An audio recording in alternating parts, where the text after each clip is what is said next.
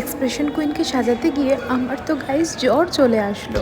আজকের ব্রাইড ছিল আমার লোকেশন থেকে 13 কিলোমিটার দূরে, আর আজকে আমি 103 ডিগ্রি জ্বর নিয়ে চলে যাচ্ছিলাম আমার ব্রাইডিকে রেডি করার জন্য। লোকেশনটা ছিল একটুখানি আউট অফ দ্য টাউন, সেই কারণে আমাকে একটু তাড়াতাড়ি বেরিয়ে যেতে হয়েছিল। আর তারপরেই আমি এই গ্রামের পথ ধরে ধরে গাছপালা দেখতে দেখতে কলেজ স্কুল সব পেরিয়ে আমি চলে যাচ্ছিলাম পুরো আমার ডেস্টিনেশনে।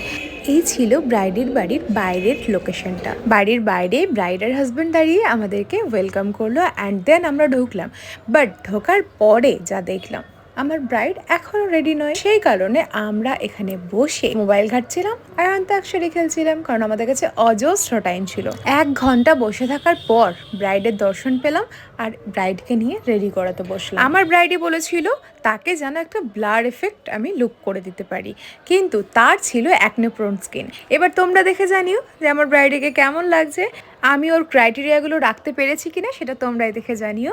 আমার ব্রাইডই তো খুব খুশি এই লুকটা পেয়ে। তোমাদের কেমন লাগলো ডেফিনেটলি কমেন্টে জানিও। এমনিতে আজকে ব্রাইড কিন্তু ভীষণ মিষ্টি এবং এক্সপ্রেশন কুইন ছিল, কিন্তু যখন ক্যামেরা ধরা হয়েছে সামনে তখন আর এক্সপ্রেশন দিতে পারছিলেন না তিনি।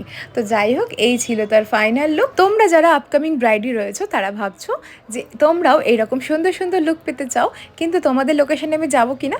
অবশ্যই আমি যাবো, আর একটা কল করে নিও তার জন্য।